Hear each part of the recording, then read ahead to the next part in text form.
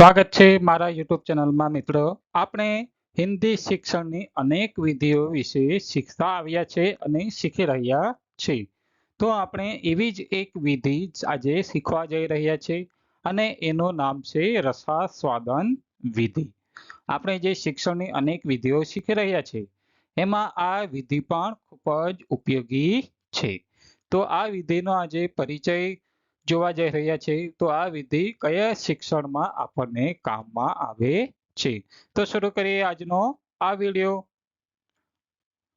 तो रसास्वादन विधि का प्रयोग कहाँ होता है?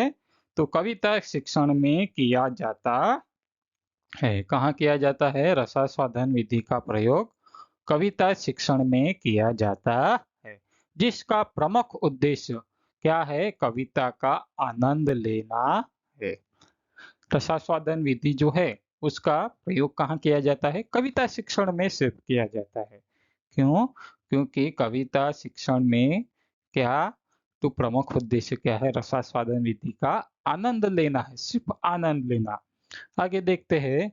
तो कविता की शिक्षा देना ही इस विधि का कार्य है। इस विधि का कार्य क्या है? तो कविता की शिक्षा देना ही इस विधि का कार्य है। इस विधि यानी क्या? रसास्वादन विधि का कार्य हम कह सकते हैं। आगे देखते हैं उसके बारे में। तो कविता की व्याख्या करने के बाद कविता की रसानुभूति करना। क्या करना? कविता की पहले व्याख्या की जाती है खंडों में कि कविता हमें क्या कहने का चाहती है, बाद में उसकी रसानुभूति करना है। यानी क्या? हम जो कविता पढ़ते हैं सिर्फ पढ़ते नहीं है लेकिन उसकी क्या रसानुभूति भी करते हैं।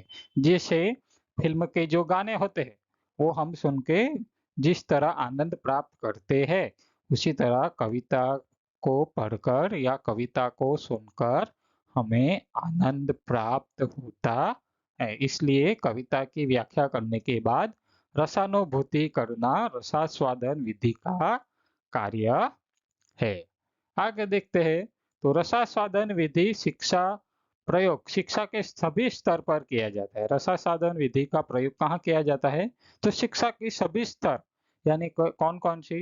प्राथमिक स्तर पर भी कर सकते हैं, ठीक है, बाद में माध्यमिक स्तर पर भी कर सकते हैं, उच्चतर माध्यमिक स्तर पर भी कर सकते हैं और उच्च माध्यमिक जो होती है उच्च शिक्षा में भी हम रसास्वादन विधि का प्रयोग कर सकते हैं।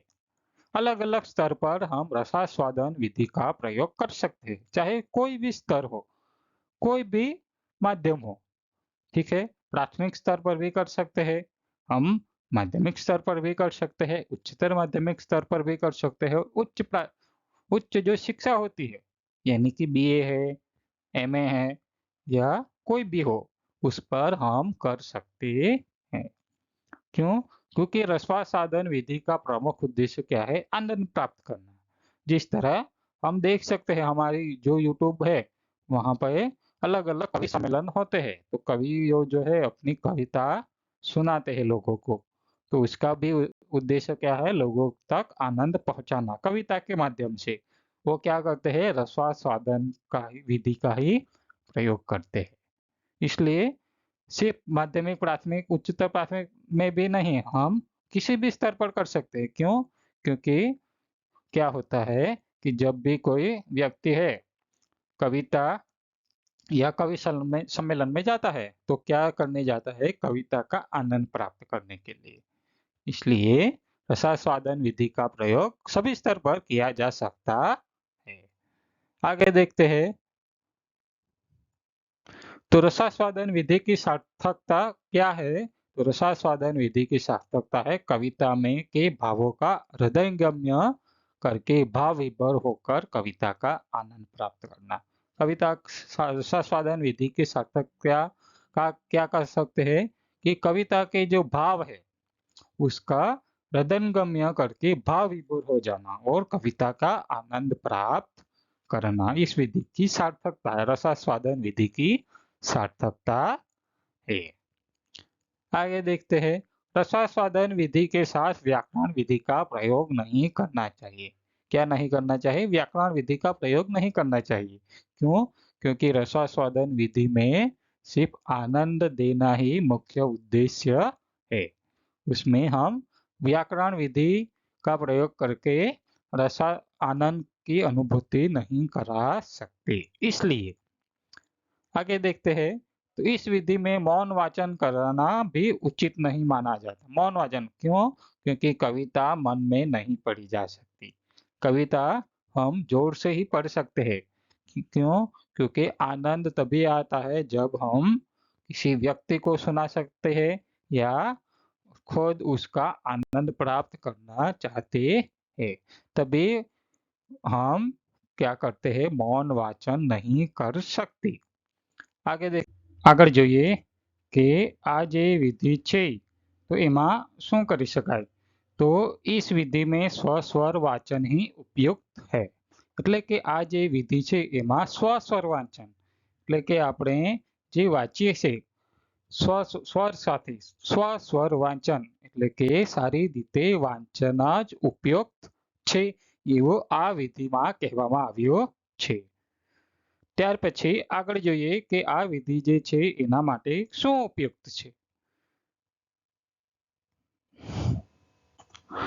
तो इस विधि के द्वारा छात्र आदर्श वाचन का अनुकरण कर सकता है।